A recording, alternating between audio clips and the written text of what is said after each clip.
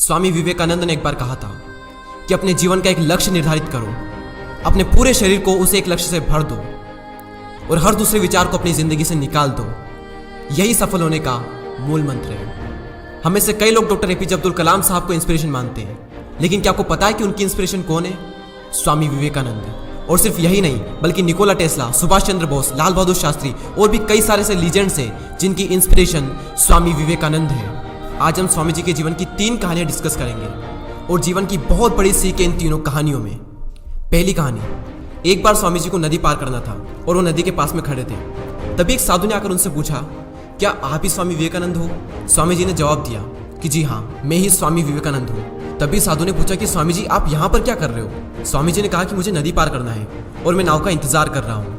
तभी साधु ने कहा कि तुम इतने बड़े इंसान हो, कई सारे लोग तुम्हें अपनी प्रेरणा का स्रोत मानते हैं और तुम एक नदी पार नहीं कर सकते।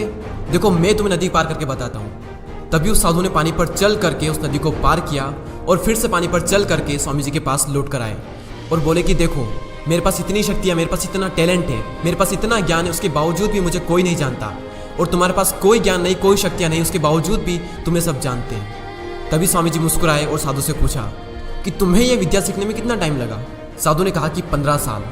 इतने में स्वामी जी की नाव आ गई और स्वामी जी ने साधु को नाव में बैठाया और वहाँ से चल दिए। दोनों ने नाव में बैठकर नदी पार की और पार करने के बाद स्वामी जी ने अपनी जेब से 1 रुपया बाहर निकाला और उस नाव वाले को दे दिया। यानी कि दोनों के मिला के 50-50 पैसे यानी 1 रुपया उन्हें दे दिया। तभी स्वामी जी ने साधु से कहा कि जो काम तुम 50 पैसे में कर सकते थे, उसके लिए तुमने अपनी जिंदगी के 15 साल बर्बाद कर दिए। और अगर यही 15 साल तुम समाज की भलाई में लगाते तो आज तुम्हें भी पूरी दुनिया जानती। और मैंने यही किया, इसलिए मुझे पूरी दुनिया जानती है और तुम्हें कोई नहीं जानता। और स्वामी जी ने साधु से कहा कि तुम्हारी तरह कई सारे लोग ऐसी चीज़ों में अपने दिन, हफ्ते, महीने, साल लगा देते हैं जिनका उनकी ज़िंदगी में कोई मतलब नहीं निकलता। इसलिए अपने टाइम को ऐसी जगह पर लगाओ जहाँ पर उसका एक्चुअल में कोई सेंस निकले, क्योंकि टाइम से बढ़कर इस दुनिया में कोई भी इंपॉर्टेंट चीज़ नहीं है। अगर समय बर्बाद तो जिंदगी बर्बाद।